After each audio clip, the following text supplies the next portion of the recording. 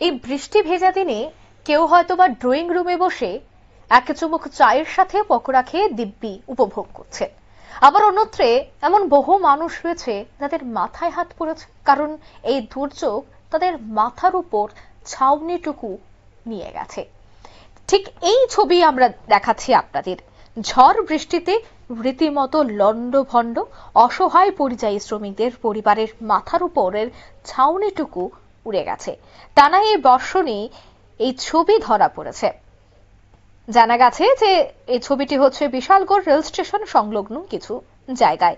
ছোট ছোট 7 থেকে 8 জন বাচ্চাদের নিয়ে বর্তমানে দুশ্চিন্তায় ভুগছেন বিশালগড় রেল স্টেশন সংলগ্ন কিছু অসহায় পরিবার পরিজন। কি করবেন এবার বুঝে উঠতে পারছেন না তারা। অন্যদিকে আবহাওয়া দপ্তর আগামী আরো 2 দিনের জন্য সতর্কবাণী জারি করেছে, অর্থাৎ আগামী আরো 2 দিন বৃষ্টি হবে। তাই সেক্ষেত্রে প্রশাসনিক হস্তক্ষেপের দাবি কিন্তু এবার উঠছে। প্রশাসন যেন এবার এই অসহায় পরিবারের সাহায্যে এগিয়ে আসে সেই আর্জিও কিন্তু উঠছে। কে বলছেন তারা, শোনাচ্ছি। বাচ্চা কতজন আছে? বাচ্চা 7 জন। আর বৃষ্টিতে কি ক্ষতি হয়েছে তোমরা? কি করে ভালো থাকি। এখানে তোমরা যে ঘর ভাঙছে এটা কি বৃষ্টিতে? বাতাস। কতজন থাকতে করে? যত একটা তো ডাক্তারে আছে, হসপিটালে আছে একটা।